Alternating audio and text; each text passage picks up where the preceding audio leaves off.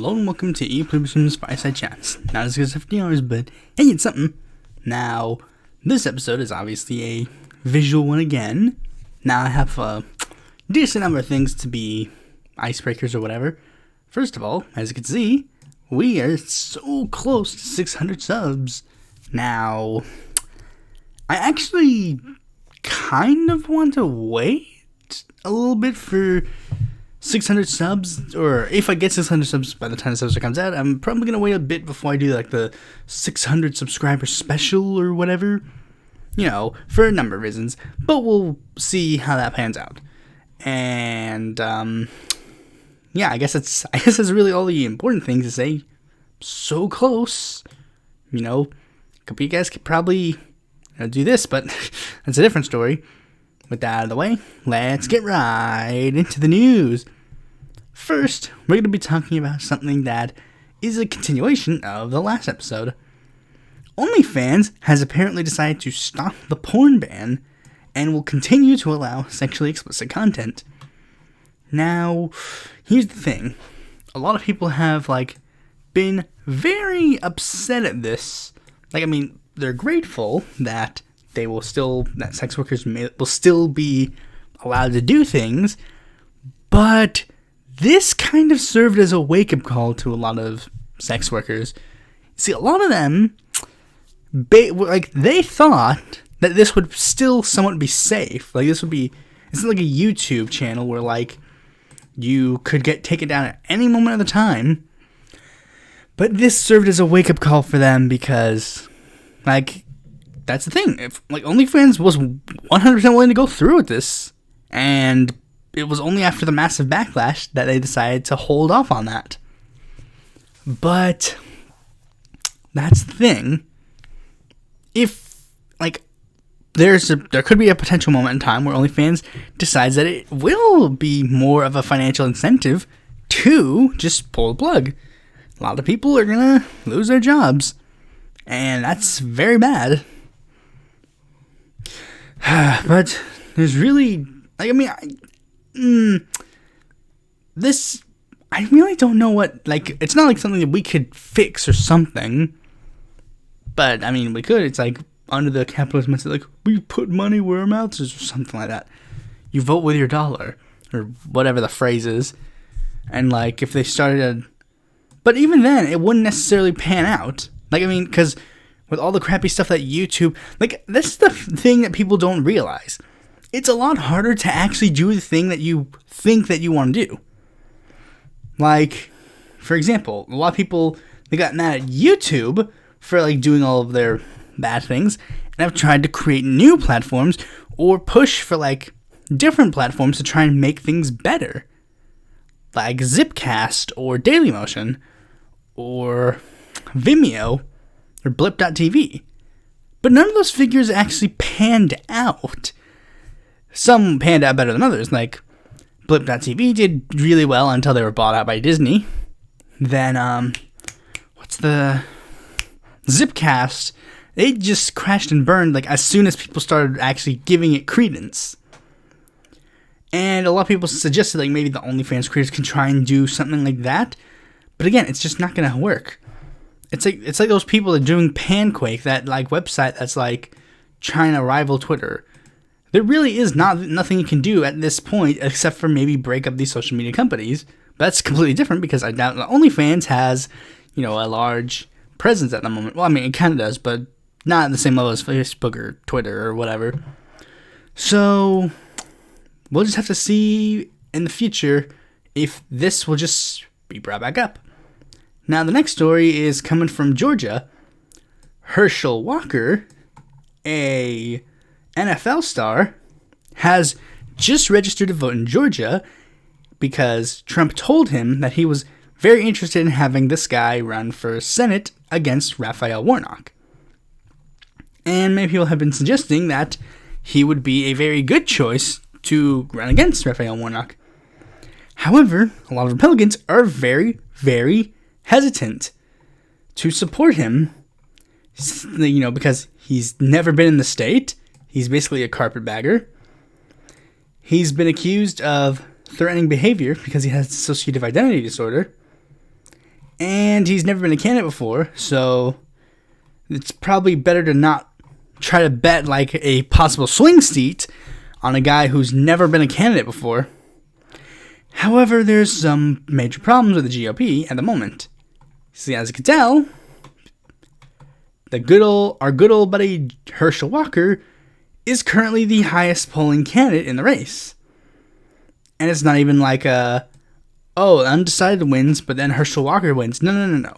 Herschel Walker beats undecided very easily. It's a very difficult situation, especially considering, because this is the only reason why.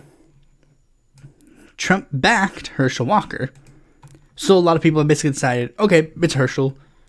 Even though a lot of other people have tried to run. Herschel's already announced, so a lot of these other people are like, oh, there's no point. And it's very troubling. But we do have, and it's like, I don't even discount him because look at the polls of this. One has Raphael Warnock winning, one has Herschel Walker winning. So it's not that he's impossible to win. It's just that as it's been done, they flipped. Originally, Herschel was slightly winning. Now Raphael Warnock is slightly winning. And I'm going to have to say it. For this election cycle, we're going to have to be helpful to our ally. Radical liberal Raphael Warnock. Radical liberal Raphael Warnock. Radical liberal Raphael Warnock. Radical liberal Raphael Warnock. My opponent, radical liberal Raphael Warnock. Radical liberal. We gotta get him in the Senate. We gotta keep him around a little bit longer. Now, the next story is coming from Kimberly Klachik. I think that's her name, Klachik. She was the girl who ran for, I think, Elijah Cummings' seat. But, and the GOP tried to push for her really extensively. It, of course, didn't pan out because it's a Democrat 20 district. So apparently she is suing Candace Owens for defamation. Now here's the situation. She has filed a defamation lawsuit against the conservative commentator Candace Owens, seeking $20 million in damages after she said that the pundit publicly made false allegations about her that cost her a book deal and other opportunities. Klachik's legal team alleged that the suit that Owens accused the former candidate of campaign fraud and being a madam for a strip club, which led to Klachik losing a book deal and politicians pulling out of fundraising events with her, the Baltimore Sun reports. Klachik has vehemently denied the claims and vowed to take the matter to court, saying Owens has falsely made the accusations. Baseless character assassination has no place in the political dialogue. The defendant chose to use her social media platform to attack a respected Baltimore public figure, and we're using the proper forum, the power of the courts, to respond. The details in Ms. Klachik's lawsuit speaks for itself. Now, it apparently stems from a video that Candace Owens posted in late June, accusing her of running an illegitimate charity and money laundering, tax fraud, and campaign fraud, and that Klachik brings in strippers for a club she claims her husband owns. And she, even though she said point blank she's not an investigative journalist and can't confirm the allegations, she still posted the video, and Klachik, of course, Klachik is, of course, suing Owens, rightfully so. And I'm glad that this might actually lead into some issues, because let's be honest, the GOP has been trying to push hard for Kimberly Klachik and Candace Owens, and see, we're not all racist white rednecks. See, we got two black ladies in our party. Now the two black ladies in the party hate each other. So how's it gonna bode well? Which side are they gonna choose? Is Kimberly Klachik going to be the one they like? Or are they going to see Candace Owens for the fraud she is and get rid of her? We'll have to wait and see, and point and laugh as it happens. Now the next story is Doomer time. Glacier melt is causing Earth's crust to warp slightly, say scientists. As ice sheets and glacier melts across the globe, the Earth's crust is liberated from the overlying weight and lifts up, says scientists. Dang it. Register for free to continue reading? I'm not going to do that. So I'll just read this part and then you know what I'll do next. The melting of ice from glaciers and land masses such as Greenland and Antarctica is causing the Earth's crust to warp slightly, a new study suggests. As ice sheets and glaciers melt across the globe and water is redistributed to global oceans, the Earth's crust is liberated from the overlying weight and lifts up, says the research published in the journalist Geophysical. And, yep, doomer time. We're all gonna die. Now, I mean, guys, I hate to be really doomer about this, but really, this is just doomer talk. There was a report that was just released, I don't remember if I covered it or not, that literally said that, or maybe this is from the report, I don't remember, but it was an incredibly doomer report, very obviously, and I don't think I read it, maybe I did, on the show or not, I don't remember, but yeah, all this climate change talk is very doomer, and I mean, let's be honest, unless there's a Green New Deal, like ASAP, we're all gonna die. That's just the fact of the situation. I hate to be doomer, but that's the truth. And the fact is, we ain't gonna get a Green New Deal. Biden ain't gonna pass a Green New Deal. So, yep, we're screwed. Have fun while you can, everybody. Speaking of another doomer story, here's one that happened.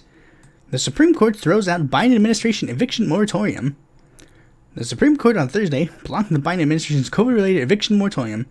Congress was on notice that a further extension would almost surely require new legislation, yet it failed to act in the several weeks leading up to the moratorium's expiration, the court wrote with an unsigned 8-page opinion.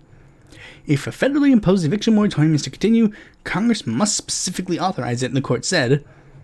The three liberal justices, Sotomayor, Kagan, and Breyer, dissented, citing the spikes in COVID-19 cases and the Delta variant. But the conservative justices openly were like, yeah, let's make sure that the eviction moratorium is gone so that people can get thrown out of their houses. Now, the thing is, a lot of people, this has turned into discourse, and of course, being the internet, it has turned into incredibly bad discourse. The discourse in this equation is that a lot of people are turning to the people who voted for, other candidates or didn't support Hillary or Biden, and saying that this is their fault because they didn't support Hillary and Biden, and that led to the three conservative justices to be on the Supreme Court. Meanwhile, I really don't know what you would call them. The dumb left, the stupid left, the fraud left, or whatever. The people like Socialist MMA and stuff, they're taking this moment to kind of gloat or something. Basically saying of course the Supreme Court was going to be a problem, even though they never once really said anything about that. Because a lot of people seem to forget about the Supreme Court until it actually rears its head. Because the Supreme Court, there's not much we can do about the Supreme Court aside from vote for a president that could appoint a justice to the court. But aside from that, we really can't do anything about it. And they're saying oh, you see, the squad failed again. And it's wait, what? How did the squad fail? They got the eviction moratorium to be extended to begin with. Of course, it wasn't going to last forever. No one claimed it was going to last forever. And that was the point. You're supposed to use this time to organize to try and make sure that it would stick around longer. You were given an extension, but that extension was very clearly not going to last forever. Cory Bush literally said, this isn't going to last forever. A situation like this might not happen again. So we got to push for, reforms to try and get this done ASAP. But of course, the doomer left, as I like to call them, even though I was just doomer 2 seconds ago, don't want to talk about that because that's not what they're here for. They're here to complain. That's just the fact of the situation. And and you could pretend oh no, they're not here to complain, but that's the fact of the situation. That is what online left discourse is supposed to be. It's supposed to be complaining. Literally think about every single left-wing content creator out there pre-BreadTube. Who was it? TYT, Kyle Kalinske, TJ Kirk, like, think about it. What were all their things doing? They were complaining about something. Cenk Uygur would complain about, like, something bad that happened in the news. Kyle Kalinske would complain about stuff that happened in the news. Human Rights Report, something bad happened in the news. Like, that is what it is. And you can't pretend that, oh, no, we're not actually complaining. We're actually doing something productive. You're not doing something productive. And, like, crapping on AOC and Cori Bush, that is literally the least productive thing you could do. Like, if you're going to complain about, like, Biden. Complain about, like, the Biden administration. Don't complain about, like, the G-Hive or Cori Bush or AOC, the ones who are literally on your side. Why would you complain about them? Make you complain about a lot of other things. It's so dumb. And that's literally just how it is. You don't go to Twitter to, try and do something productive. You go on Twitter to complain. I do this. You do this. Everybody does this. Just don't pretend you are doing anything better than that. That is the one thing you can just admit it, and then you'll be happy. Everybody on the left Twitter, all they do is pretend like they're this like big macho person and doing like something really amazing and productive and blah blah blah. I'm willing to accept I'm just some guy on his computer making political videos or whatever and like posting tweets. That's all I'm doing, and I accept that. You need to learn to accept it too. Anyways, I think we've done rambled for a little bit. Now let's move on to the main topic of this video. As you can see, I'm going to be taking the 8values test again. And this wasn't the one I originally intended to do today, but I decided to put it to the fans, and the fans decided to do this one again. And I think by the end of this year, I'm going to do this, the left values test, the political compass test, and then the I side with test, or one of the, like, in any of the order. I don't know which one. But basically, I'm going to do them, and then by the end, it'll just be like, I won't do them again for like another like couple of years, because, you know, I just think, you know, by that point, I got like a lot of the stuff that I need to say and stuff. You know my political views at this point. So as you can see, for those who don't know what the 8values test is, let's give a brief summary again. The 8values test is a political quiz that attempts to assign a percentage for 8 different political values. You'll be presented by a statement, and then you will answer with your opinion of the statement from strongly agree to strongly disagree, with each answer slightly affecting your scores. And at the end of the quiz, your answers will be compared to the maximum possible for each value, thus giving you a percentage. Answer honestly. There are 8 values. There's the economic, and you can have either equality or markets. Diplomatic, where you can have nation or globe. Liberty, civil, where you can have liberty or authority. And society, progress or tradition. Basically, like, I don't even know why each of these are on these sides, but like, I think it's because, like, I mean, if anything, these two should be switched, because, like, or I don't even know, maybe these two could be switched too, I don't know. But basically, we decide which of these ones we fit with everyone. Do I fit this, or this, or this, or this, or this, or this, or this? It'll basically be like, I lean towards progressive, or liberty, or nation, or markets. Whatever, it doesn't matter. You know which ones I'm probably going to lean towards, but this is just for the sake of, like, let's see how it is.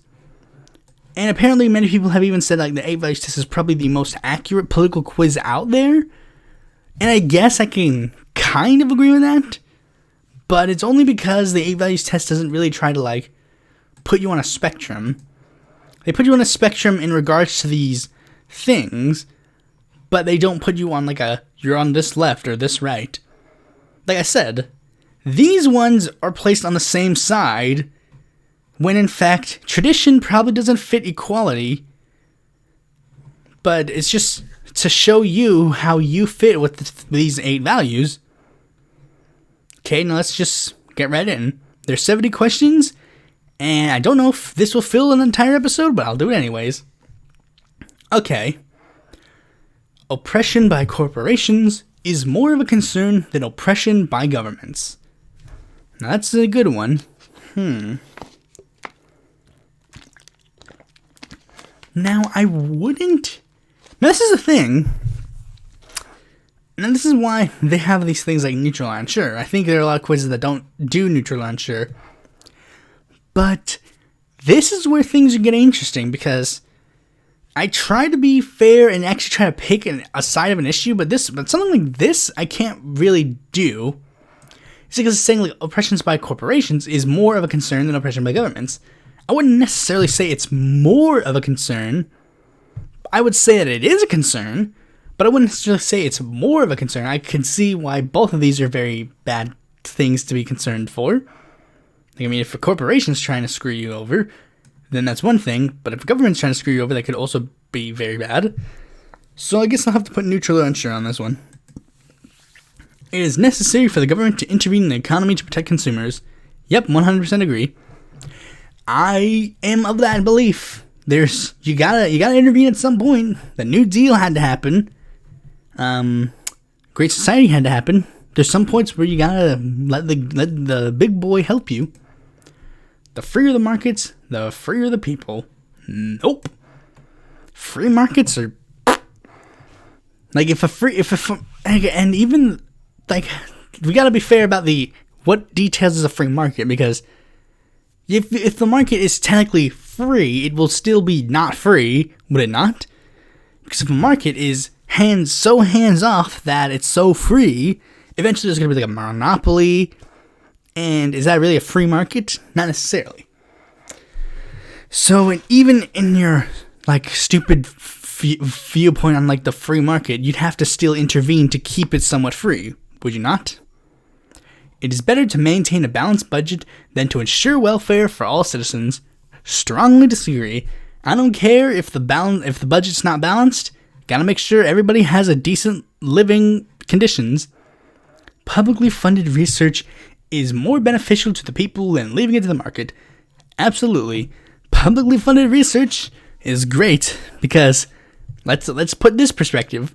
Let's say I was funding a research project, like with millions of dollars and stuff, and it reached a conclusion that I didn't like.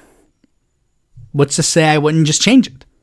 What's to say to that? You gotta make sure it's publicly funded so that there's a lot less bias going in. Tariffs on international trade are important to encourage local production. I'm gonna say yeah.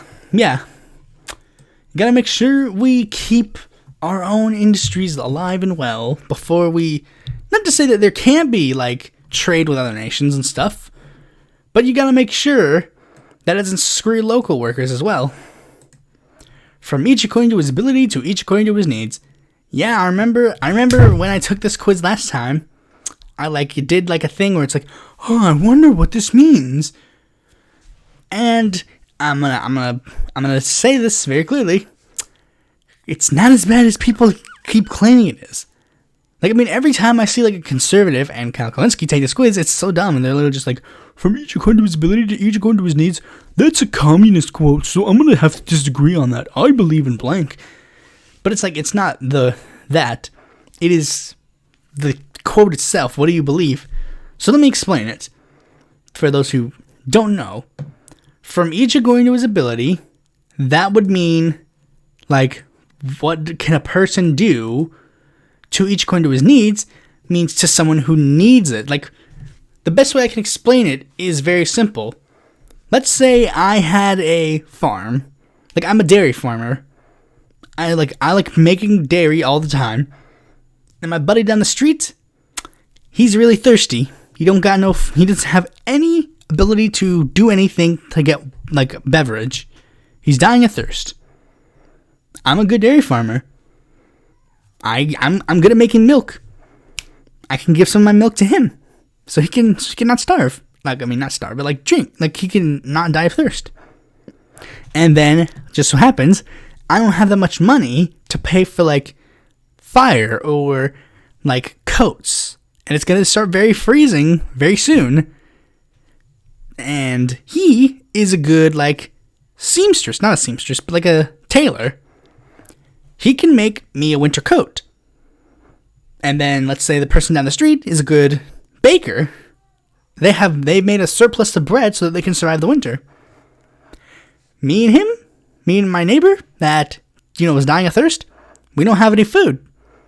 That guy can give us food in exchange for stuff that we need. So basically we all just help each other out. In its most basic concept, I can agree on that. Help each other out. Make sure that we all have the ability to survive. We don't need to be rich. We can just help each other out, bro. It would be best if social programs were abolished in favor of private charity. No. Nah. Like, I mean, the fact of the matter is, you can just tell that this is just a BS answer. Even the libertarians keep pretending like, no, we would give to charity if we want to. But it's very stupid. It's like, let's just explain this in the most basic way. If, like, you're a libertarian, like, not even if you're a libertarian, but, like, libertarians out there, if you are so okay with, like, feeding grandmas and feeding poor people and giving your money to help poor people live, then what's the problem with paying taxes? They cry and bitch and moan all day long, like, I won't pay taxes, taxation's theft. But if you pay for the stuff anyways, what's the problem with just having it already done? It's just your bill. It's just your bill to live in the society. So yeah, social programs should not be abolished. Taxes should be increased on the rich to provide for the poor. Yep, 100%. That's just 100%. Inheritance is a legitimate form of wealth. Now this is going to make the lefties in my audience a bit questioning. You see, I don't necessarily hate the idea of inheritance. Like, if I died and then I had a kid and then I would leave them something, that's not inherently a bad idea. But there's, of course, a limit. If I worked a whole, like if I had the capitalist dream, like, working every day of my life to build an empire, why should I just give it to some random kid that just doesn't know anything about it? So, I'm gonna put neutral on sure. I can't really give a agree or disagree on that. Basic utilities like roads and electricity should be publicly owned. Yep, 100%. In fact, we should have more basic utilities that are publicly owned. Like, we have the petroleum industry. We have that publicly owned. Huh? I'm just saying. Mexico did it, and they did it perfectly well. Government intervention is a threat to the economy. Nope. New Deal saved the economy. In fact, to all those capitalists out there who cry about a New Deal, guess what it did? It saved capitalism. Ooh. Think about it that way. Most people don't think about it that way because lefties, they just really like the idea of the New Deal. But in fact, it literally saved capitalism. And that's why a lot of, like, communists hate it for some reason. But in fact, it is actually, that's the thing.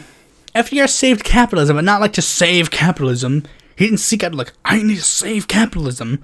No, he saved people, but in order to do that, he saved capitalism.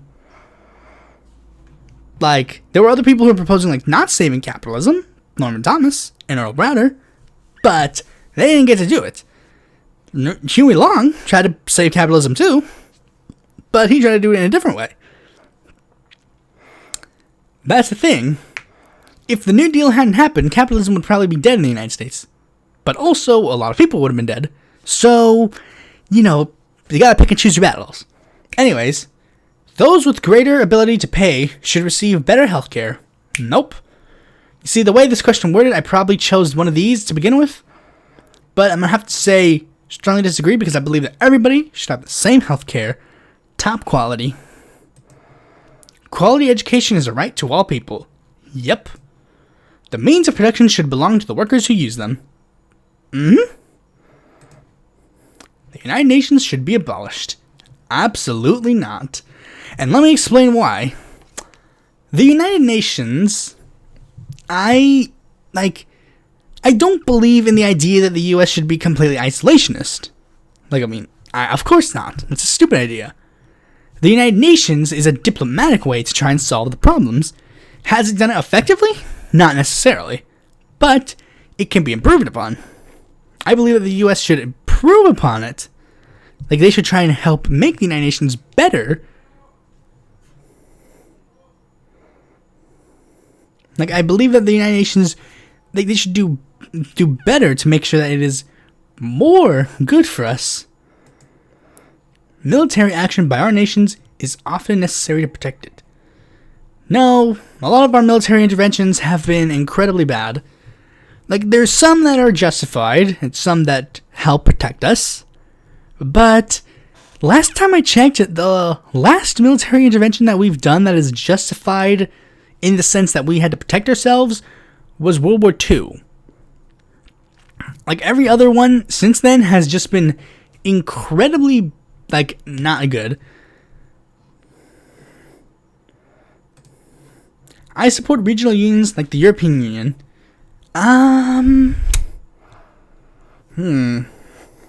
That's a good one.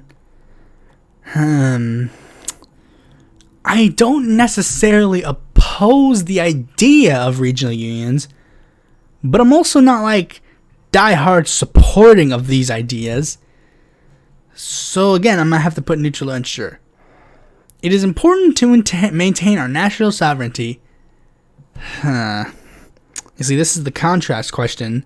You see, with the other question, it was supposed to if I chose yes on that one, I'm supposed to choose no on this one, and vice versa.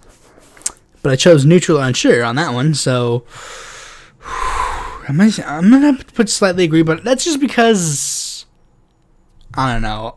To be honest, it literally just is oh yeah, I'm an American and I like national sovereignty. That's really all it is, really. I can admit it. I'm a big boy. I can admit when I'm just doing something for that. A united world government would be beneficial to mankind. Again, that's the thing.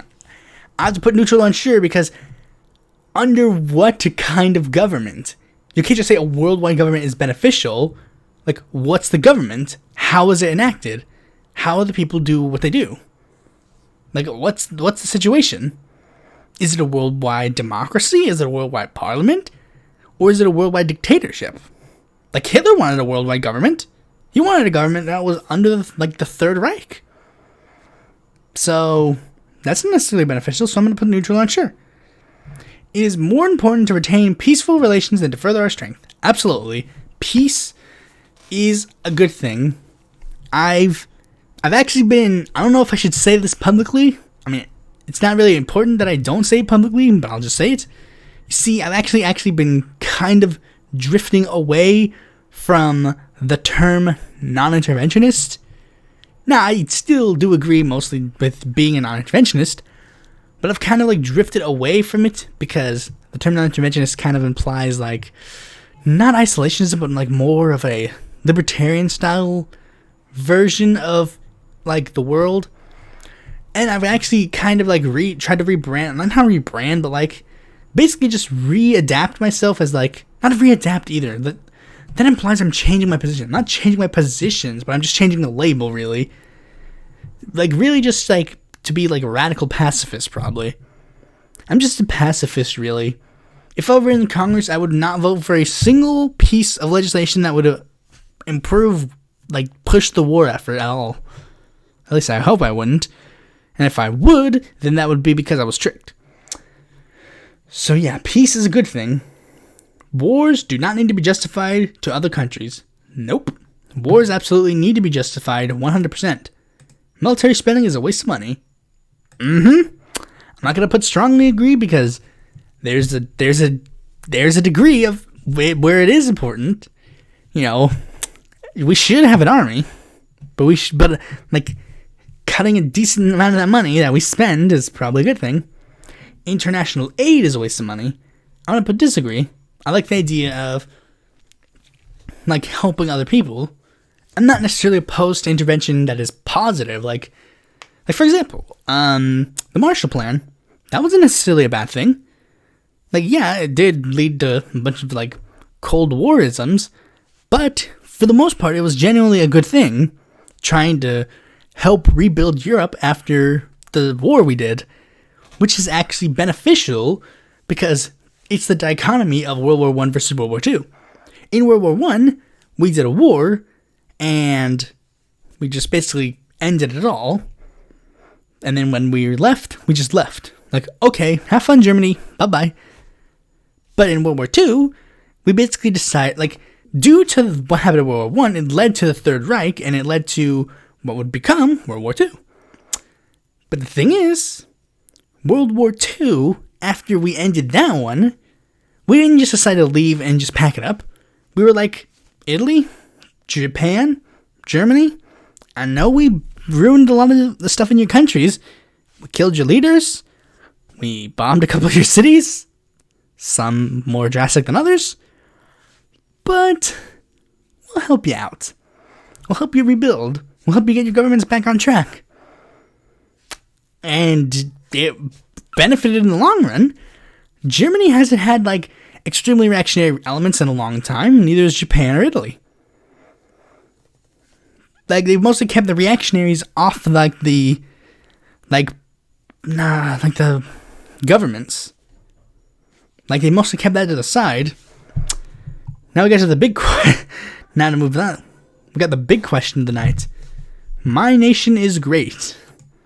Now that's a question. That's definitely a question. That is, my nation is great. I don't know which one I chose last time. I could look at it, but I don't want to, because I don't want this to influence this.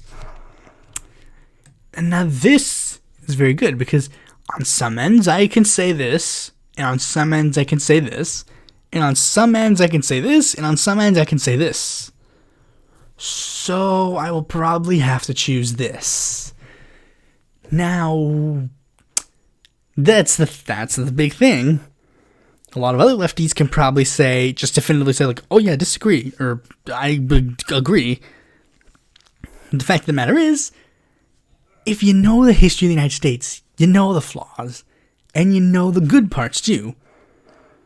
Like the Founding Fathers. Yes, they were slave owners. Yes, they pushed for, like, very bad policies. But they also, like, pushed for a lot of the great policies, like separation of church and state, and liberty and stuff. Then there's, like, the socialist leaders in the United States that tried to push things. We've had policies that have been great for America. But we've also had politicians that have been incredibly terrible.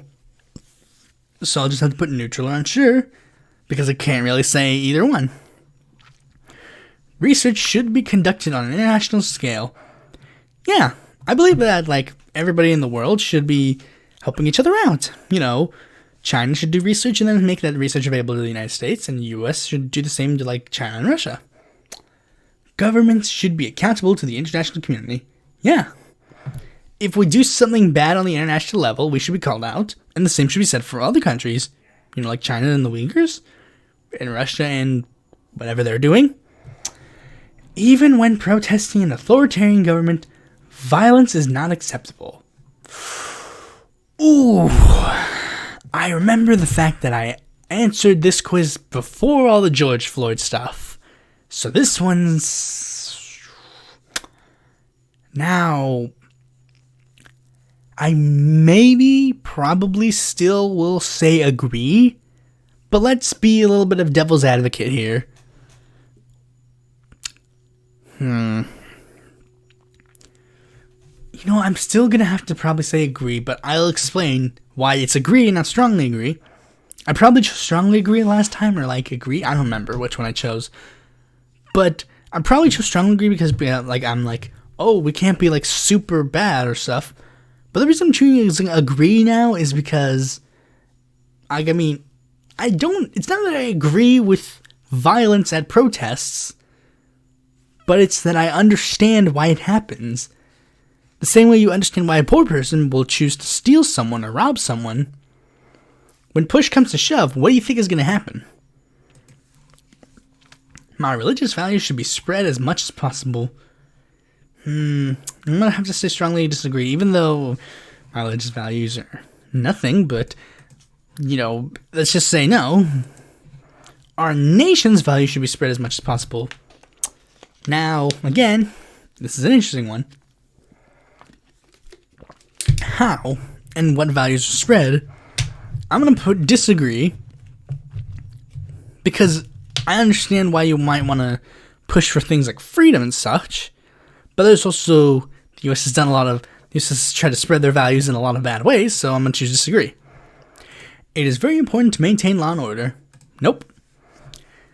I chose to disagree because it's like, on the base level, I can still say like, there needs to be some law, there needs to be some order, but of course, when they say law and order, they of course mean, Nixon levels or Trump levels. So yeah. The general populace makes poor decisions. Yes and no. Yes, they make a lot of poor decisions. Sometimes they make a lot of good decisions. That doesn't mean that they should. I think the reason why, this question is, this, because if you choose agree, it probably means, you would be in favor of a more representative democracy instead of, direct democracy. And if you disagree, then you would probably be in favor of more democratic values. But I'm going to have to put neutral on, sure. Assisted suicide should be legal. Yep. The sacrifice of some civil liberties is necessary to protect us from acts of terrorism. I'm going to say no. Even though I did the whole censorship debate, let's be real, on a base level, no. I can't, our civil liberties are our civil liberties. Government surveillance is necessary in the modern world. Nope. Nah, I'm just gonna put no. The existence of a state is a threat to our liberty. Nope. Regardless of political opinions, it is important to side with your country. Nope. No. I'm going to put just slightly disagree instead of strongly disagree, because it's I'm just going to put disagree just because I'm just don't necessarily strongly disagree with that statement. All authority should be questioned. If it wasn't for the stupid QAnon and COVID deniers, I would have just put strongly agree, but now they make me question things. I'm gonna put agree just because it's base philosophy, but there's some authority that really isn't questionable at this point. A hierarchical state is best. Not necessarily. It is important that the government follows the majority of opinion, even when it's wrong. Neutral, unsure. I don't know. That's a very bad situation, because it's who decides what's wrong? Kristi Noem in North Dakota or South Dakota or whatever state she's from decided that the marijuana legislation was wrong. But what if something like North Carolina votes for a single payer bill? Does the governor get the chance to just shut that out? No, I think that's the wrong opinion. But again, it's there's some things where it's it probably is a very wrong opinion. A lot of people back in 1940s would have voted to have black people be put in ghettos, but a lot of government officials might not have necessarily agreed with that. Okay, a lot of government officials did agree with that, but that's beside the point. Stronger the leadership, the better. No. Democracy is more than a decision-making process. Yeah, I guess, kind of. Environmental regulations are essential. Strongly agree. A better world will come from automation, science, and technology. This part makes me question things. This I love, but this gets me into this category. Children should be educated in religious or traditional values. Nope. Traditions are of no value on their own. Yep. Religion should play a role in government. Nope. Churches should be taxed the same way other institutions. Yep. Climate change is currently one of the greatest threats of our way of life. Yes. It is important that we work as a united world to combat climate change. Yep. Society was better many years ago than it is now. Nope. It is important that we maintain the traditions of our past. Nope. You know what?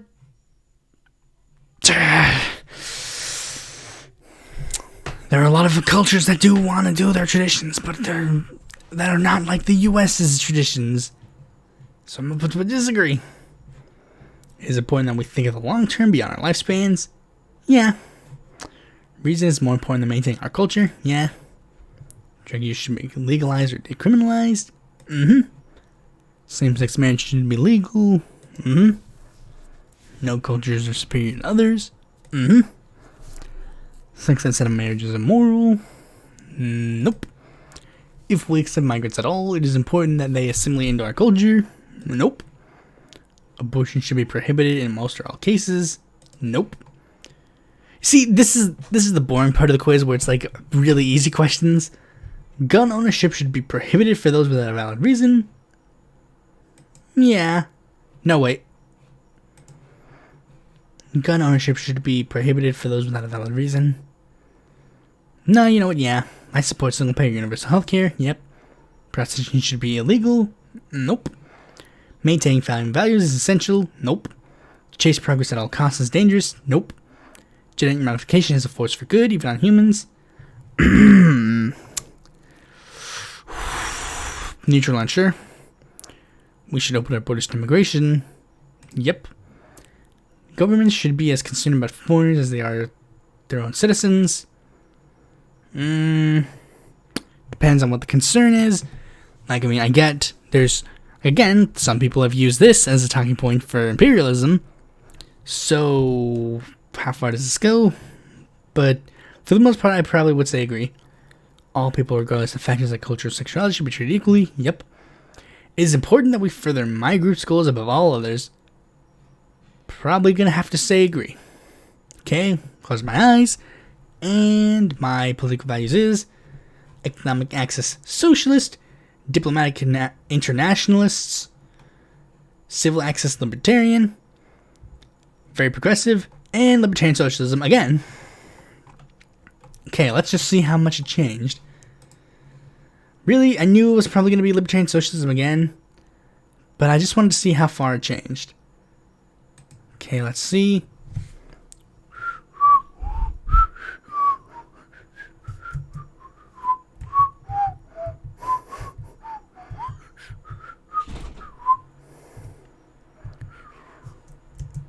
Okay, so the last time I took this quiz was 75% to 20.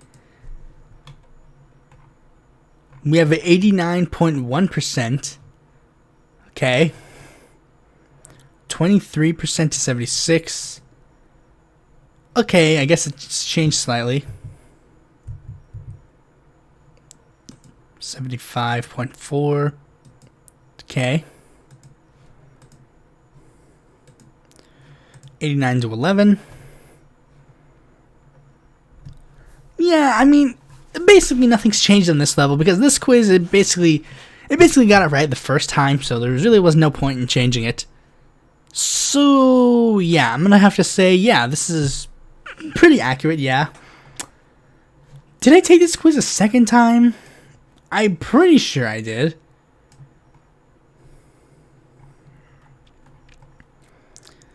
Maybe I took it a different... Maybe I took it in my spare time. I don't remember. So yeah, libertarian socialism again. Thanks for watching this video. Be sure to like, comment, subscribe, and click the bell to be notified when a future video of mine comes out. And if you need more content from me, you can go to my website, follow me on Twitter, join my Discord, check out my articles in the Independent Political Board, or consider supporting me on Patreon.